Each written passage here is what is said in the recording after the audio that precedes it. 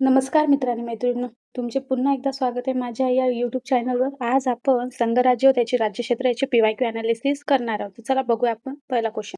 तर काय आहे आपला पहिला क्वेश्चन? खालील विधाने लक्षात घ्या. आता सर्वांना माहित आहे की भारताच्या राज्यघटनेतील भाग 1 मधील कलम 1 ते 4 हे आपल्या संघराज्य व त्यांच्या राज्यक्षेत्राशी संबंधित आहे. कलम 1 ते 4 हे आपल्या संघराज्य व त्यांच्या राज्यक्षेत्राशी संबंधित आहे. तर त्याच्यातलं कलम 3 आपलं कलम 3 बद्दल आपल्याला काही विधाने दिलेली आहे, तर ती बरोबर आहे की नाही आपण पडताळून पाहू. तर विधान अ काय आहे? विधान अ आहे कलम 3 नुसार संसद राज्यामधून भूप्रदेश अलग करून नवीन राज्य निर्माण करू शकते. हे विधान एकदम बरोबर आहे. विधान ब काय आहे? संसद राज्यांच्या सीमा व नाव बदलू शकते. हे पण विधान बरोबर आहे. विधान क काय? नवीन राज्य निर्मिती संदर्भातील विधेयक मांडताना राष्ट्रपतीची पूर्व शिफारस आवश्यक असते. हे पण विधान बरोबर आहे. आता विधान ड काय? असे विधेयक सादर करत असताना संबंधित राज्याच्या विधिमंडळात दिलेला सल्ला किंवा मत स्वीकारणे बंधनकारक असते. हे विधान एकदम चुकीचं आहे. कारण संबंधित राज्याच्या विधिमंडळाने दिलेला सल्ला संसद स्वीकारूही शकते किंवा ते फेटाळूनही राहू शकते. फेटाळूनही लावू शकते. म्हणजे विधान ड हे आपलं चुकीचं आहे. आता आपल्याला काय विचारलं होतं? बिनचूक विधाने. आपल्याला काय विचारले होते? बिनचूक विधान. बिनचूक विधान म्हणजे जी बरोबर विधाने आहे ती विचारली होती. तर आपलं कोणते विधान बरोबर आहे? अ, ब, क. ब, क विधान बरोबर असल्यामुळे ऑप्शन नंबर 3 आपला आन्सर असणार आहे. चला तर नेक्स्ट क्वेश्चन बघू. तर काय आहे क्वेश्चन नंबर 2? भारताच्या संघराज्यात्मक पद्धतीबाबत खालीलपैकी कोणती विधाने बरोबर नाही? आता बरोबर नाही हे विधान आपल्याला विचारले. तर विधान 1 काय? राज्यघटनेत संघराज्य हा शब्दप्रयोग कुठेही केलेला नाही. आता सर्वांना माहिती आहे की भारताने कॅनडाच्या मॉडेलवर आधारित संघराज्यात्मक व्यवस्था स्वीकारलेली आहे. तर याचे 2 कारणे डॉक्टर बाबासाहेब आंबेडकरांनी आपल्याला सांगितले. तर पहिलं कारण काय? भारताचे जे संघराज्य राज्याच्या कराराने निर्माण झालेले नाही. भारताचे जे संघराज्य आहे ते राज्याच्या कराराने निर्माण झालेले नाही. आणि दुसरं कारण काय आहे की घटक राज्यांना संघराज्यातून फुटून बाहेर पडण्याचा अधिकार नाही. त्याच्यामुळे विधान 1 हे आपलं एकदम बरोबर आहे. आता विधान 2 काय आहे? संघराज्यातून फुटून बाहेर पडण्याचा अधिकार राज्यांना नाही. जे डॉक्टर बाबासाहेब आंबेडकरांनी दुसरं कारण सांगितलं होतं की घटक राज्यांना संघराज्यातून फुटून बाहेर पडण्याचा अधिकार नाही. तर त्याच्यावरून विधान 2 पण आपलं बरोबर आहे. आता विधान 3 काय? अखिल भारतीय सेवा संघराज्य तत्त्वाचा भंग करतात. जी अखिल भारतीय सेवा आहे ती संघराज्य तत्त्वाचा भंग करतात. तर हे विधान पण एकदम बरोबर आहे. कारण की आता हे अखिल भारतीय सेवा हे आपल्या घटनेचे एकात्मक वैशिष्ट्य आहे. जे अखिल भारतीय सेवा आहे ना, ते आपल्या घटनेचे एकात्मक वैशिष्ट्य आहे. त्याच्यामुळे विधान 3 पण आपलं एकदम बरोबर आहे. विधान 4 काय? राज्यपालाच्या नेमणुकीची पद्धत भारताने अमेरिकन पद्धतीप्रमाणे स्वीकारली आहे. हे विधान एकदम चूक आहे. राज्यपालाची नेमणुकीची पद्धत भारताने कॅनडाकडून घेतलेली आहे. कोणाकडून? कॅनडाकडून. त्याच्यामुळं विधान 4 हे आपलं चुकीचं आहे. तर म्हणजे आपलं चुकीचं विधान कोणतं आहे? 4. म्हणजे आपला आन्सर काय असणार आहे? Option number 4. तर चला आता आपण नेक्स्ट क्वेश्चन बघूया. क्वेश्चन नंबर 3 आहे. 17 जून 1948 ला घोषित करण्यात आलेल्या भाषावार प्रांत रचना आयोगाचे अध्यक्ष कोण होते? आपल्याला काय विचारलेलं आहे? 17 जून 1948 ला जे भाषावार प्रांत रचना आयोगाची स्थापना केली होती त्याचे अध्यक्ष कोण होते? तर आता सर्वांना माहित आहे त्याचे अध्यक्ष कोण होते? न्यायमूर्ती S.K. दास. तर आपण चला नेक्स्ट क्वेश्चन बघूया. क्वेश्चन नंबर 4 आहे. भारतातील कोणत्या घटक राज्याचे क्षेत्र सर्वात लहान आहे? तर सर्वात लहान क्षेत्रफळ असणारे राज्य आहे गोवा. तर किती आहे त्यांचं क्षेत्रफळ? त्याचं क्षेत्रफळ आहे 3,702 चौरस किलोमीटर. किती आहे? 3,702 चौरस किलोमीटर. आणि त्याच्यानंतर नंबर लागतो, खालून नंबर लागतो 2 नंबरवर येते त्रिपुरा आणि त्याच्यानंतर येते सिक्कीम. म्हणजे 1 नंबरवर आहे सर्वात लहान 1 नंबर आहे गोवा, 2 नंबरवर आहे त्रिपुरा आणि 3 नंबरवर आहे सिक्कीम. आन्सर काय होणार आहे? गोवा. आन्सर काय होणार आहे? गोवा. चला तर नेक्स्ट क्वेश्चन बघू. क्वेश्चन नंबर 5 काय आहे? डॅश डॅश हे भारताचे 25वे राज्य बनले. आता आपले भारताचे 25वे राज्य कोणते बनले? तर आपले भारताचे 25वे राज्य बनले गोवा. कोण बनले? गोवा. तर 1987 मध्ये गोवा हे आपले 25वे राज्य बनले. आता आपल्याला बाकीचे पण राज्य दिलेले आहेत तर आपण ते पण बघून घेऊ. आता राज्य मिझोरम आहे. मिझोरम हे 23वे राज्य बनले. मिझोरम हे 23वे राज्य बनले. जे सिक्कीम आहे सिक्कीम 22वे राज्य बनले. आणि जे झारखंड आहे झारखंड हे 28वे राज्य बनले. म्हणजे असं म्हणता येईल की गोवा हे म्हणजे सिक्कीम हे 22वे आहे, मिझोरम हे 23वे आहे आणि गोवा हे 25वे आहे. गोवा हे 25वे आहे आणि झारखंड हे 28वे आहे. तर आपला आन्सर काय होणार आहे? गोवा. आपला आन्सर काय होणार आहे? गोवा. तर नेक्स्ट क्वेश्चन बघू. तर काय क्वेश्चन नंबर 6 योग्य पर्याय निवडा. हा ESI मीन्स ऑगस्ट 2022 मध्ये हा क्वेश्चन विचारलेला आहे. खूप कन्फ्युजिंग आणि खूप किचकट क्वेश्चन आहे. तरी आपण बघूया. तर काय आहे, भारतीय संविधानाच्या अनुच्छेदमध्ये India that is Bharat union of states असा उल्लेख असून युनियन शब्द प्रयोगाद्वारे सूचित करण्यात आले आहे की. त्याच्या इथं आपल्याला 2 विधान दिलेली आहे आणि आपल्याला म्हणलेलं आहे युनियन ऑफ स्टेट्स असा उल्लेख असून युनियन शब्द प्रयोगाद्वारे सूचित करण्यात आले आहे की. आता सर्वांना माहिती आहे की 2 प्रकारचे गव्हर्नमेंट असतात, एक युनियन आणि फेडरल. पण आपल्या भारताने संघराज्य व्यवस्था स्वीकारली असल्याने भारतात दोन्ही सरकारचे अस्तित्व आढळते. पण त्याच्यामुळे सर्वात जास्त पॉवर ही केंद्र सरकारच्या हातात असते. त्यामुळे भारत हा युनियन ऑफ स्टेट्स असा असल्यामुळे राज्याच्या आपापसातील कराची परिणती म्हणून हे संघराज्य अस्तित्वात आलेले नाही. हे विधान एकदम बरोबर आहे. आणि विधान ब काय, भारतीय संघराज्य हा कराचा परिणाम नसल्याने कोणत्याही घटक राज्यास त्यातून बाहेर पडण्याचा अधिकार नाही. आणि संघराज्य युनियन आहे कारण ते अविध्वंसनीय आहे. काय आहे? अविध्वंसनीय आहेत. तर म्हणजे विधान ब पण आपले हे एकदम बरोबर आहे. तर त्याच्यामुळे ऑप्शन नंबर 3 हे आपलं उत्तर असणार आहे, की अ आणि ब दोन्ही बरोबर आहेत. तर चला तर नेक्स्ट क्वेश्चन बघू. काय नेक्स्ट क्वेश्चन? तर काय आहे क्वेश्चन नंबर 7, राज्य पुनर्रचना आयोग याबाबत खालील विधाने विचारात घ्या. तर आपल्याला राज्य पुनर्रचना आयोगाबाबत खालील काही विधाने दिलेली आहे आणि आपल्याला काय विचारले, वरीलपैकी कोणती ती विधान आणि विधाने बरोबर आहेत. आपल्याला बरोबर असलेली विधाने विचारलेली आहेत. तर विधान अ काय आहे, 1953 मध्ये आयोगाची नियुक्ती करण्यात आली. म्हणजे राज्य पुनर्रचना आयोगाची नियुक्ती 1953 मध्ये करण्यात आली. हे विधान एकदम बरोबर आहे. विधान ब काय, या आयोगाचे अध्यक्ष न्यायमूर्ती फाझल अली होते. हे पण ब विधान पण एकदम बरोबर आहे. हे राज्य पुनर्रचना आयोगाचे अध्यक्ष कोण होते? फाझल अली. त्याचबरोबर त्यांच्यासोबत 2 सदस्य होते. एक होते हृदयनाथ कुंजरू आणि दुसरे होते के.एम. पन्नीकर. विधान क काय, राज्य पुनर्रचना अधिनियम 30 मार्च 1954 रोजी मंजूर झाला. हे विधान एकदम चूक आहे.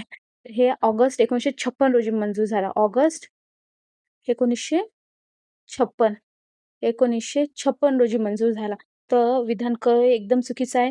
विधान ड काय, राज्य पुनर्रचना इथं मिस्टेक झाली. इथं आहे राज्य पुनर्रचना अधिनियम 1 एप्रिल 1956 रोजी अंमलात आला.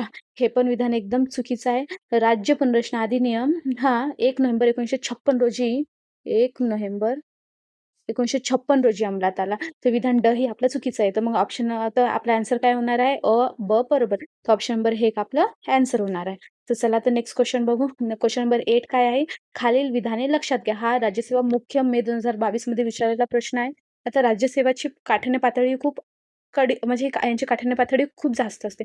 पण आपले राज्यसेवाचे क्वेश्चन जर आपण सॉल्व्ह केले तर आपली थोडी कन्सेप्ट क्लिअर होते. त्याच्यामुळे मी क्वेश्चन घेतलेले आहे व क, ड ही विधाने दिलेली आहे आणि आपल्याला विचारलेलं आहे की कोणती विधाने बरोबर आहेत. कोणती विधाने बरोबर आहेत आपल्याला विचारलेलं आहे. तर चला बघू कोणती विधाने बरोबर आहे. तर विधान अ मध्ये अनुच्छेद 2 हे भारतीय संघाचा भाग नसल्या नवीन राज्याच्या प्रवेशासंबंधित किंवा स्थापनेसंबंधित आहे.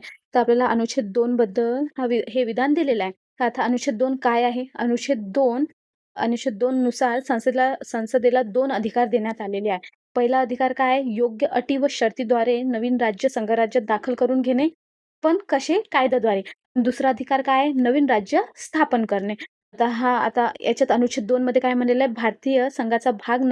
आपल्या भारतीय संघाचा भाग नसलेल्या नवीन राज्याच्या प्रवेशासंबंधी किंवा स्थापनेसंबंधी आहे. आणि हे विधान एकदम बरोबर आहे. विधान ब काय आहे? अनुच्छेद 3 हे भारतीय संघाच्या अस्तित्वात असलेल्या राज्याच्या स्थापनेसंबंधित अथवा त्यातील बदलासंबंधित आहे.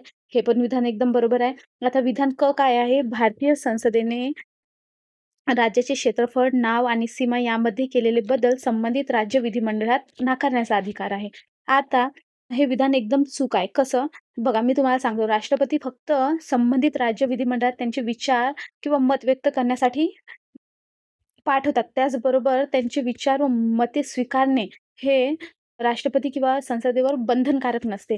ते मत स्वीकारूही शकतात किंवा फेटाळूनही लावू शकतात. त्याच्यामुळे जे जे राज्य विधिमंडळातला तो नकारण्याचाही अधिकार नसतो किंवा काहीच नाही. तर मग विधान क हे चुकीचं आहे. आता विधान ड काय आहे? राज्याच्या सीमेसंदर्भातील राज्य विधिमंडळाने केलेल्या सूचनेच्या शिफारशीचे पालन करणे भारतीय संसदेवर बंधनकारक असते. एकदम चूक.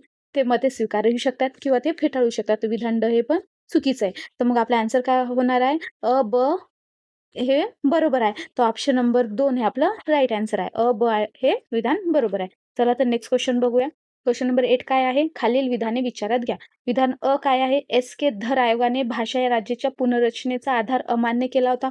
हे विधान एकदम बरोबर आहे. त्याने भाषेच्या तत्त्वावर राज्याची पुनर्रचना करण्यास नकार दिला होता. हं.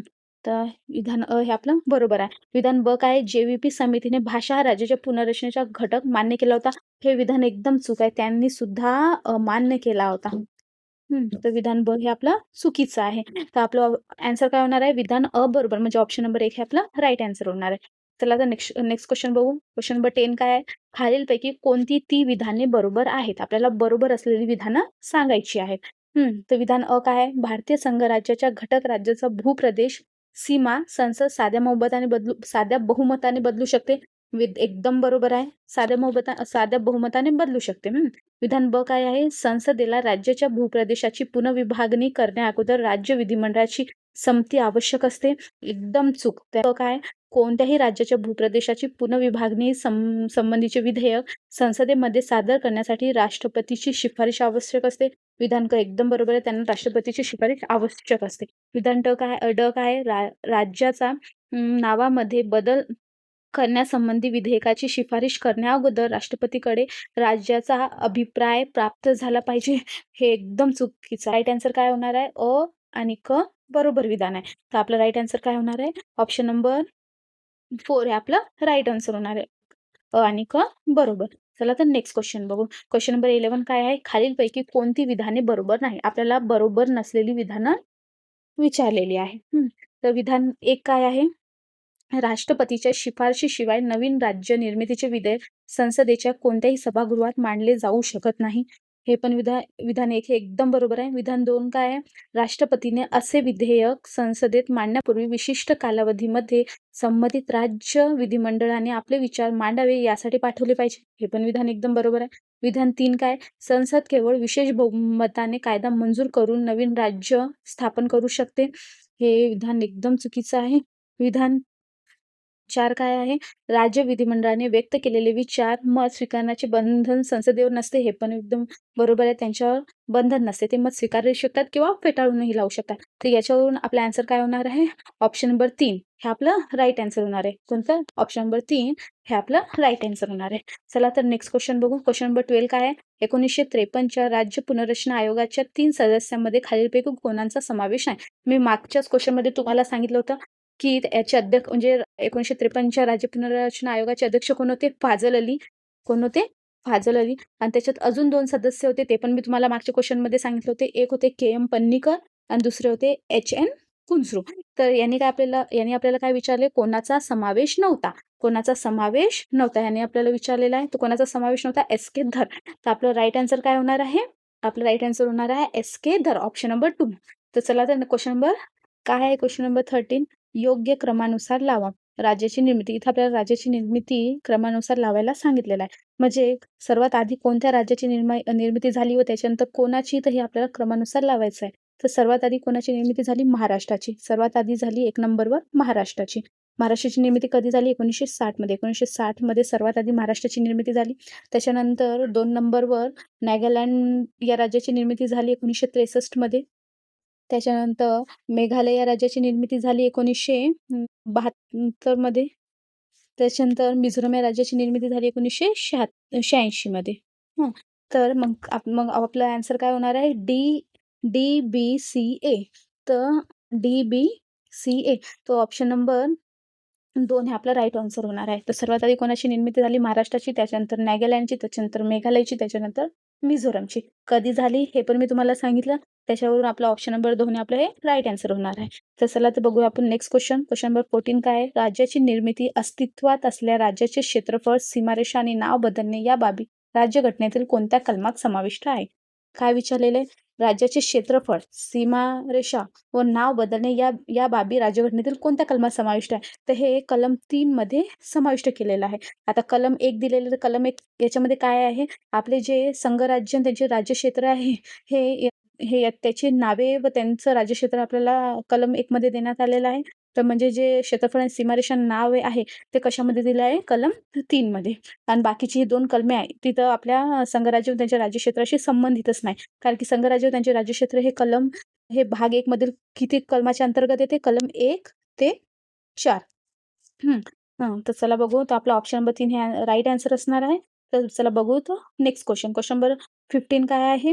राज्याची पुनर्रचना किंवा संघ राज्य संबंधाबाबत कोणती समिती आहे आणि आयोग संबंधित आहे? आता हा PSI मुख्य 2012 मध्ये विचारलेला क्वेश्चन आहे.